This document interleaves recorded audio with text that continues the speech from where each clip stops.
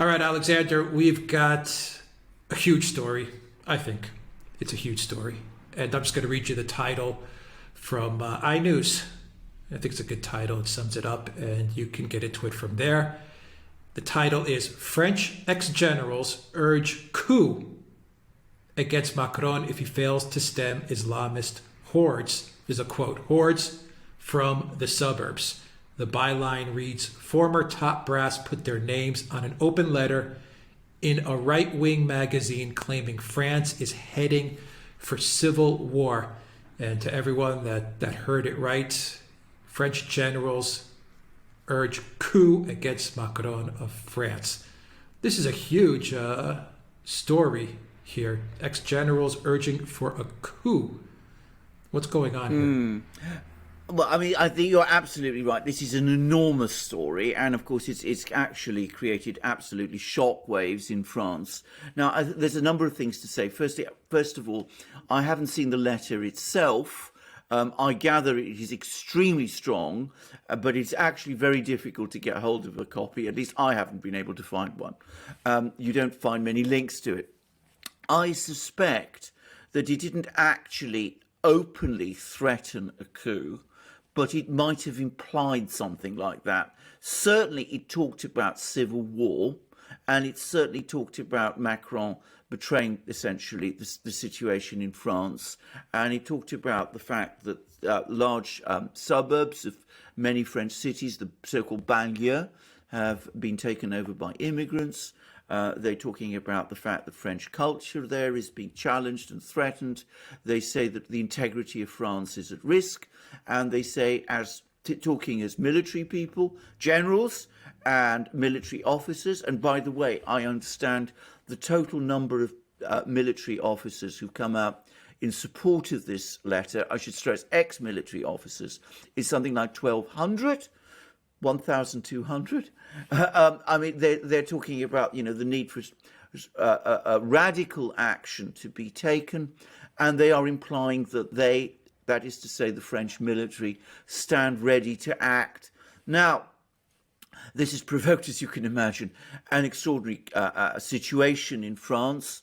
Le Pen, who is Macron's major political challenger, has said that she backs the sentiments in the letter, but obviously she's not calling for a coup.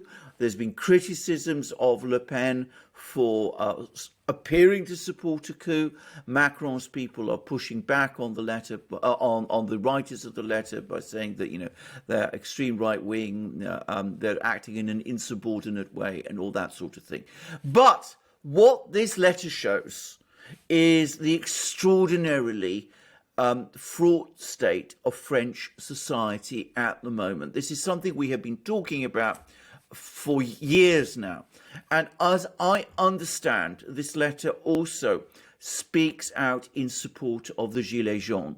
In fact, actually refers to them, apparently, in the text of the letter itself. So it is aligning the French military with the Gilets jaunes and all that they represent against Macron and the globalist forces in France, which he essentially represents. Now, the France has a very distinct relationship with the military, which is different from that in other Western countries.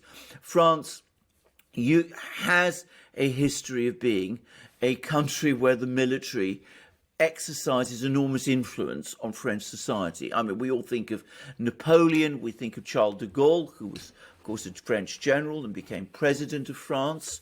Those people who have long memories will remember how the OAS, the Organization of French Officers, rebelled against the French government when it gave independence to Algeria. Before that, there was a history of coups in France going back to the 19th century. Napoleon III, became president of France essentially as a result of what was a coup.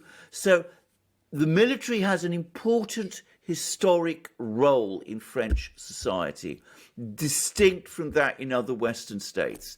But over the last 40, 50 years, since de Gaulle became president of France, the idea of the France being a civilian country, a republic in which the military is subordinated to the government, that's become very firmly established. Now, what is happening is that this is starting to fracture. And we see the army in France, which is, of course, as everywhere else, the embodiment of French patriotism and French nationalism, is starting to speak out openly against the globalist policies of the French government, of the French president, of Macron himself, and is starting to criticize, obviously, the country's immigration policies, which have led to the growth of these, problems in the banlieues, the law and order policies of the French government, with which it disagrees profoundly, its policies of multinationalism and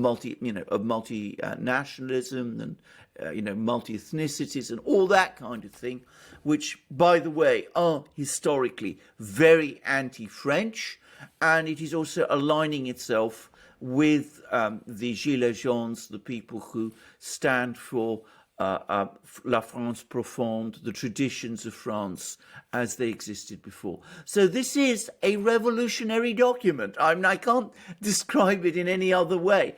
Irrespective of whether or not it directly threatens a coup, and it seems to apparently come very close to that, it is a revolutionary document in a country with a history of revolutions. And at the same time, it's coming from the military. And I am sure that the sentiments expressed in this letter are ones which most French officers, army officers, share. So this is an extraordinary turn, and it shows both how bad the situation is in France, how fraught the political climate has become in France, how angry and at the same time emboldened some French officers have become, how many of those officers there are who are clearly disaffected, and it points to growing instability within French society. All right. Are these really, these generals, these ex-generals, ex-military officials, are they really right-wing as the Macron team are branding them? Because, okay, this is the usual tactic that they use. Yeah, of course. These elitists and these globalists and many of the people who sit on, say, the neoliberal left, whenever they gain criticism from anybody, they're always right-wing. Everybody's right-wing. Maybe they are, maybe they aren't. So my first question is, are these people in the military, these ex-military officials, are they right-wing? And my second question is much more simple. Is France really in that bad a shape? We've been documenting France for a while now. We've been covering it for a while. We've done many videos on the yellow vests. And of course, we've done many videos on the French economy and the political situation there, and also on the restrictions that they've placed, and restrictions that are, European-wide, which we've documented are complete and utter mess, a failure. But a lot of that's a failure from the EU headquarters, Brussels side as well. So is France really in that big of a mess? Is it slipping?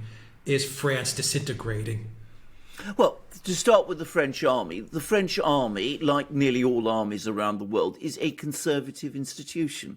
It is also a patriotic institution. I mean, that's almost by definition what armies are. People join armies, enlist in armies, because they are patriots. People do not go into armies if they're not patriots. I mean, that's be a contradiction in terms. And armies are, as I said, historically conservative. They are rooted in the traditions of the country. They look back towards, the history of France, which is very much a history with which the army is deeply bound up. That doesn't mean that these people would, in normal circumstances, be right-wing extremists or revolutionaries. I am sure they would not be. And to call them that, again, is to understate the importance of this letter and the very serious points these people are making and the concerns that they are expressing. to simply say everybody who raises these issues is some sort of right-wing extremist, far-right person, is lazy and also, as you rightly say, manipulative. It means that you simply can close down or refuse to listen to what they are saying, even as the problems that these people identify build up around you. And to come back to your second question, are the problems in France as bad as these generals are saying? The short answer is yes, they are. The French economy has not been performing well for many, many years now. It's been almost completely overlooked. But France this month overtook Italy as the country with the biggest debt in Europe. And can I just say, this is a different type of debt to the Italian debt. The Italian debt is now largely owed to the European Central Bank. And I mean, there's all kinds of problems with that, but it's got that kind of degree of protection. French debt is owed to investors around the world. And, France could be. I was reading articles before even this letter appeared about how this debt is becoming unsustainable and how its growth, and that's the other thing, it is growing at an extraordinary speed, is becoming unbearable for the economy and dangerous for the economy. And it is rapidly approaching Italian levels as a proportion of GDP. And that huge mushrooming of debt conceals all sorts of problems within French society and the French economy. France still has some extraordinarily competitive and innovative companies, but overall the French economy has stagnated, and it has done so for many years because France, to the same extent as many other European countries, is being crucified under the weight of the euro and the euro system. We have talked about this in many programs, but France, it may be a little way behind some of the countries in Southern Europe, but it is fast approaching that point that Southern Europe has reached. And it's doing so with some of the other problems that we've talked about. I mean, it's had this extraordinary immigration policy where people have been arriving in France. It's approached this problem in a particular way, which we have to be very careful when we talk about. But it does mean, that the French government has been very, very hesitant about insisting that people who immigrate into France assimilate into French culture. So on the one hand, very weak barriers to immigration. On the other, and at the same time, a very weak insistence on insisting upon assimilation within France for the people who arrive there.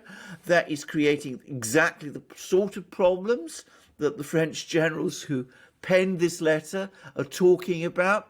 There's been law and order problems across France, some of them connected to this immigration problem, some not, it must be said.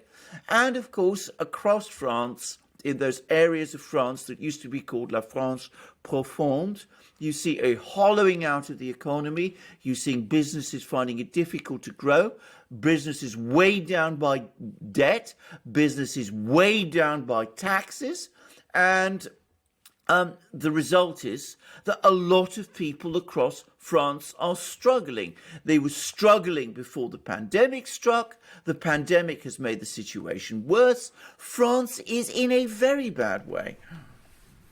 Okay.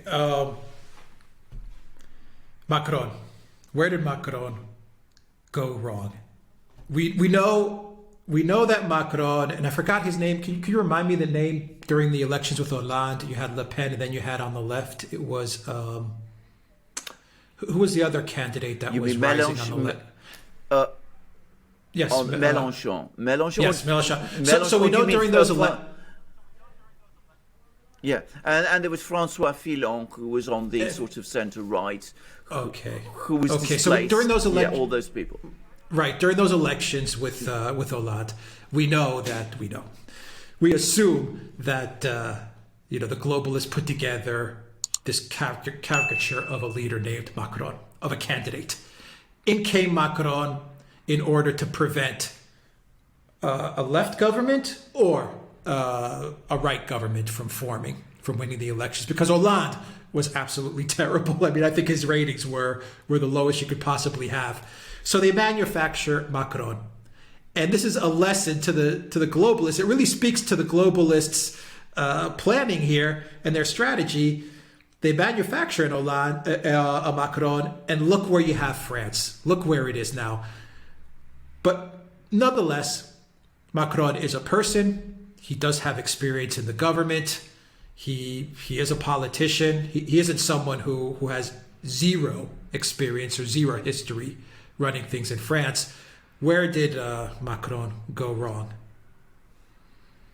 Well, I mean, Macron never went right, if I can put it in that way. I mean, he was a technocrat, but a very globalist-minded technocrat, and somebody who was absolutely committed to the deepest possible version of EU integration. I mean, he's always pushed for this, and this is, of course, very much something that the globalist elite, which includes large parts of the French elite, in fact, most of the French elite, have always advocated. And, of course, that comes along with all the usual policies, social policies, which we have to be very careful talking about, but which I hope everybody who follows this programme understands what we mean. All of that came together. Macron embodies all of this.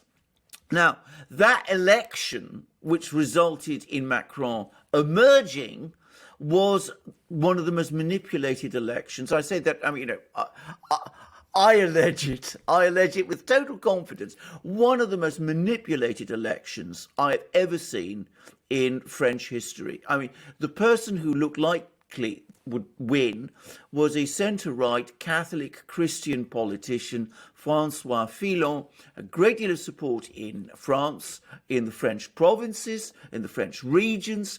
Important to say that he was Catholic and Christian, and he also wanted to patch up relations with Vladimir Putin and Russia, with whom he had long-standing personal connections from a time when he was France's prime minister, and with whom he was on first-name terms. So a scandal was conjured up to knock out Fillon.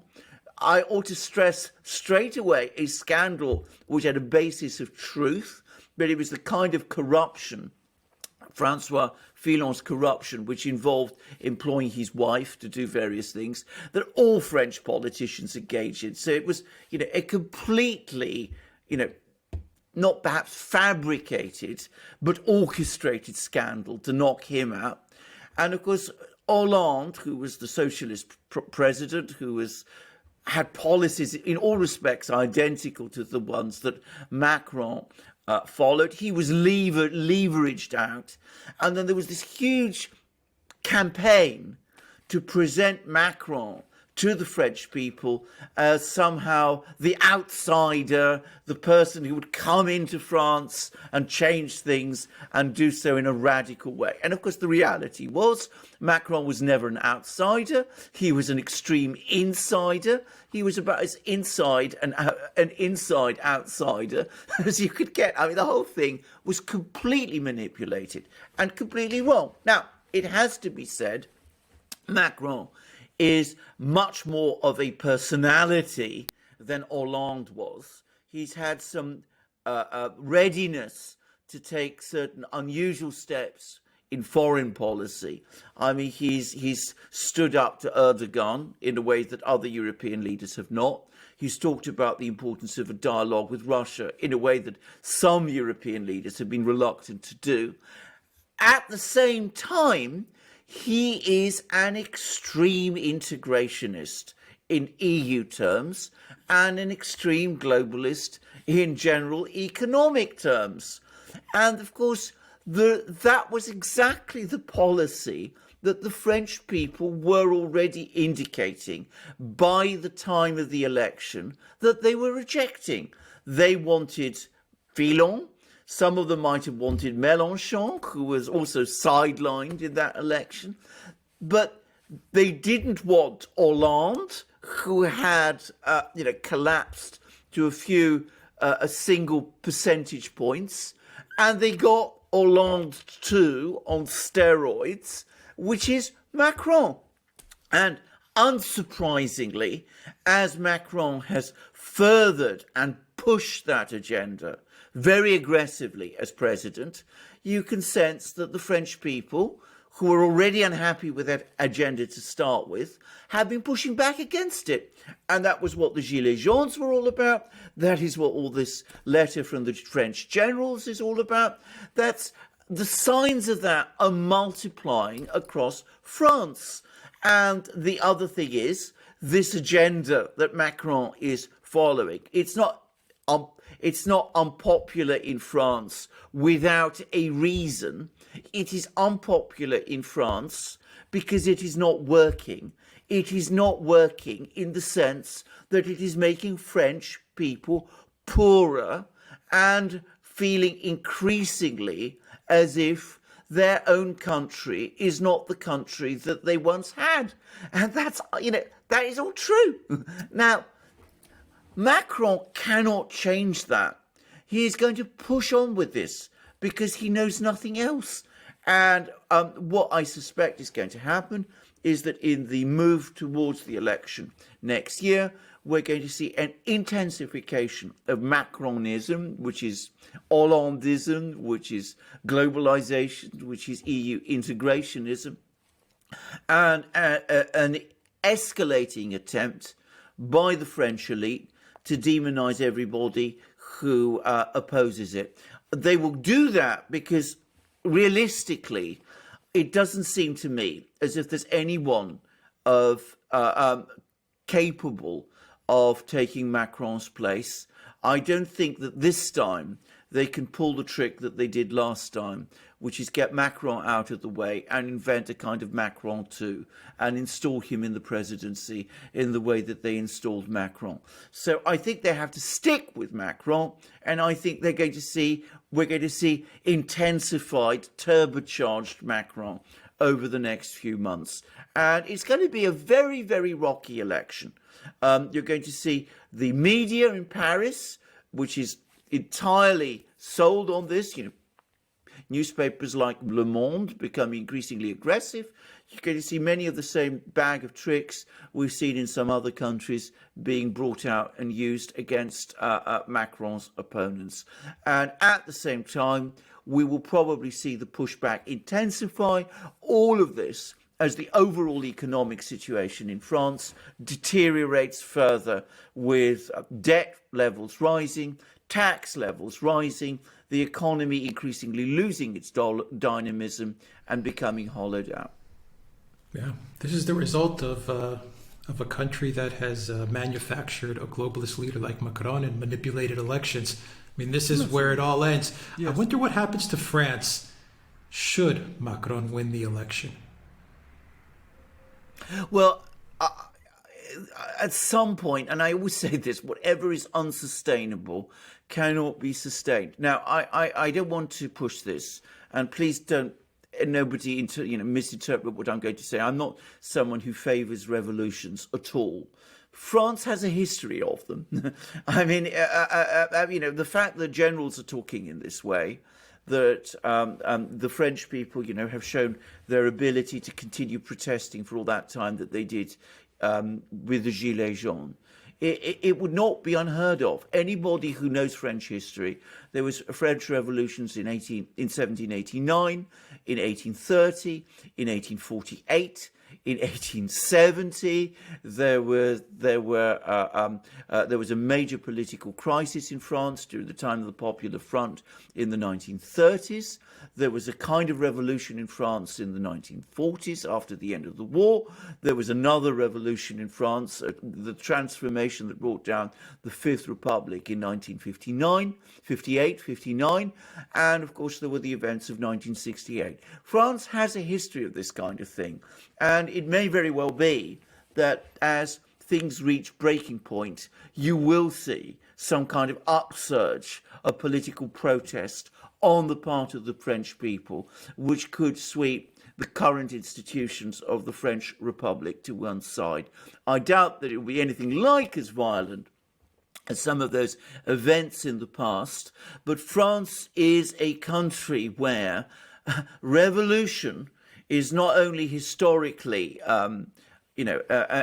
established, but it's something that the French have a different perspective on from people in other countries. It's something that they are much more prepared to countenance. They're more prepared to countenance protests and things of that sort than is true in other countries. And if this is pushed too far, if the political system is no longer working, if it simply goes on reproducing itself, despite the growing malaise within French society, it's not impossible that there could be a very strong reaction in France. Now, as I said, it's not what I would want to see at all, and I certainly hope that violence doesn't happen on any big scale.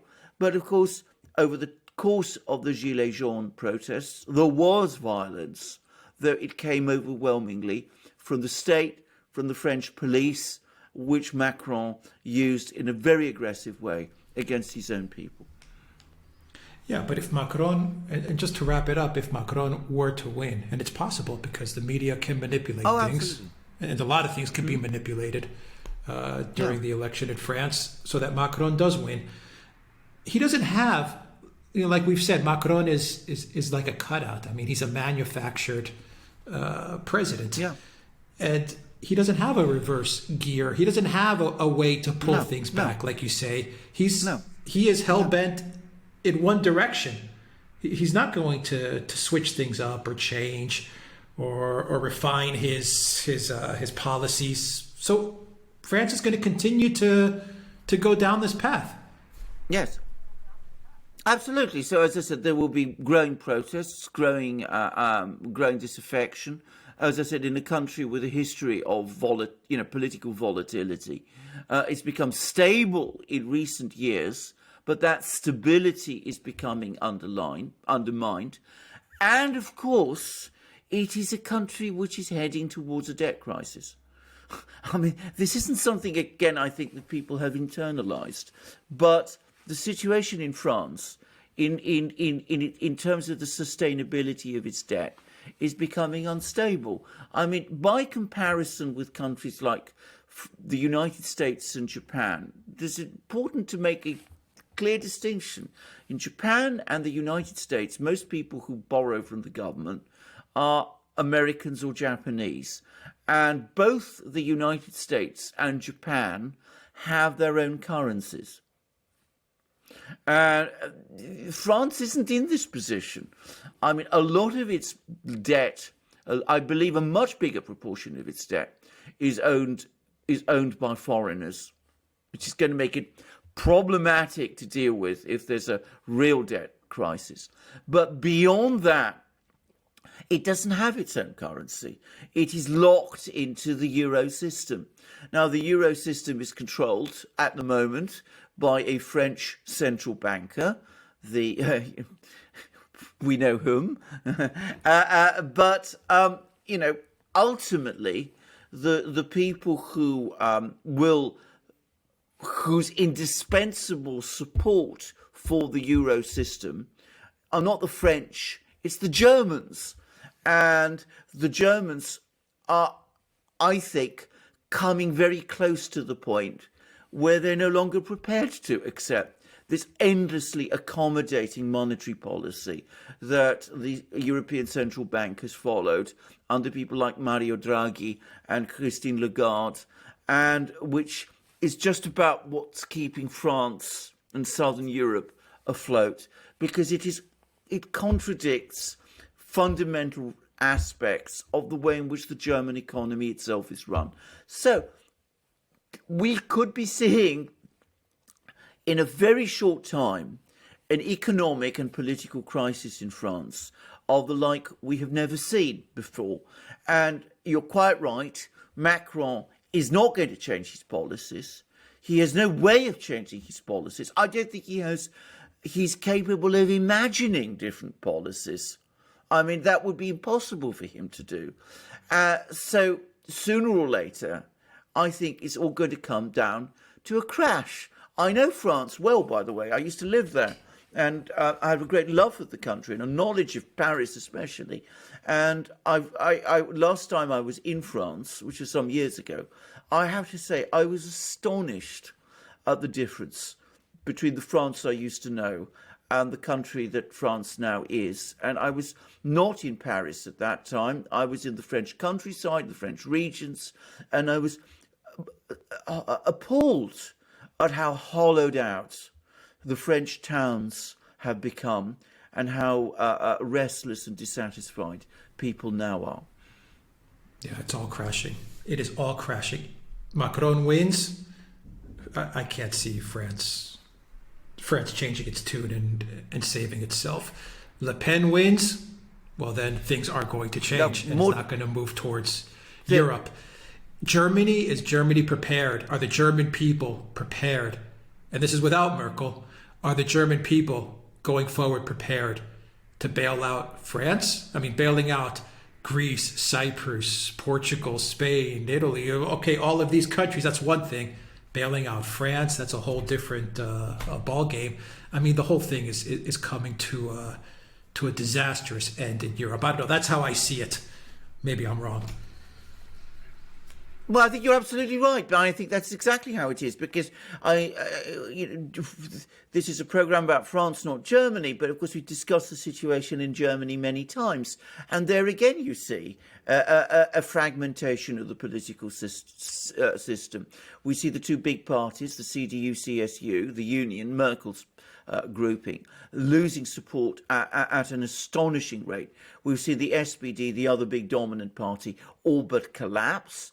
We've seen strong parties emerge on the right and the left with the AfD and Die Linke.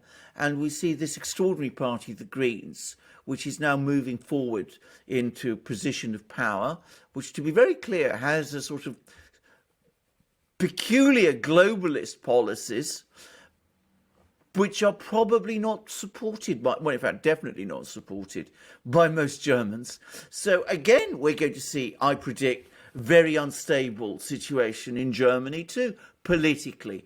And if on top of that we have a major crisis in France, how that's going to affect opinion in Germany, it's very, very difficult to foresee. Now, you mentioned Marine Le Pen winning the election. Just imagine a situation where the Greens emerge as the big party in Germany, and the Chancellor, the German Chancellor, is a Green, and where Marine Le Pen wins the presidency in France. How does that work? How does that sort of reconcile itself? I mean, that's one possible outcome. But let's consider another possibility. Macron is re-elected. There's a major crisis in France. The Green Chancellor in Germany wants to bail out France because that's what he does. And the Germans, of whom a majority would not have voted Green, I mean, by any conceivable stretch, push back hard against that because the situation in Germany isn't great either. How does that work out too? Lots of things we don't really know. But I sense you're absolutely right. We are heading even faster towards a smash. I don't quite know what form it's going to take, but it is extremely, extremely unstable times. And just to finish, it is the Euro system that is creating that instability. This needs to be straight. France was doing well economically until they started all these experiments in economic and monetary union way back in the 1980s. Its growth, the growth of its economy was very rapid, and it obviously has lots of strong assets it can work with. But all that dynamism and energy in the French economy has drained away because France is trapped in the Euro system to the same extent as all the other countries in Europe are. It's had less problems than some of them up to now because it started from a higher base. And as we've just discussed, it's been able to influence to a great degree the policies of the European Central Bank. But that doesn't alter the fact that the underlying architecture of the whole system of European monetary unity has been terrible for France, as it has been for every country in Europe that has been part of this experiment, including Germany. Yep. I agree. We'll leave it there. Everybody buckle up. Things are going to get very, very bumpy in Europe. Alexander, I expect as things approach the crash and the smash, as you say, that Europe is going to double and triple down to exert more control over the member states. Digital euro, I see that as a way for them to figure out a way to control things more. I see more property taxes, more taxes in general, more regulations. I think as we get closer to the point where Europe's about to disintegrate, the Ursula von der Leyens and the Michels are going to want, and the Lagardes are going to want to control things even more, and it is not going to help the situation. Absolutely. Not in the slightest. I mean, absolutely not. It's going to turbocharge. It's going to accelerate the inevitable collapse, if I can put it in that way. Yeah. Anyway, all right, guys, I'll leave a 10% discount in the description box down below. Use the code REALNEWS at checkout to get 10% off of everything at the Duran shop. You'll find that link in the description box down below. Take care.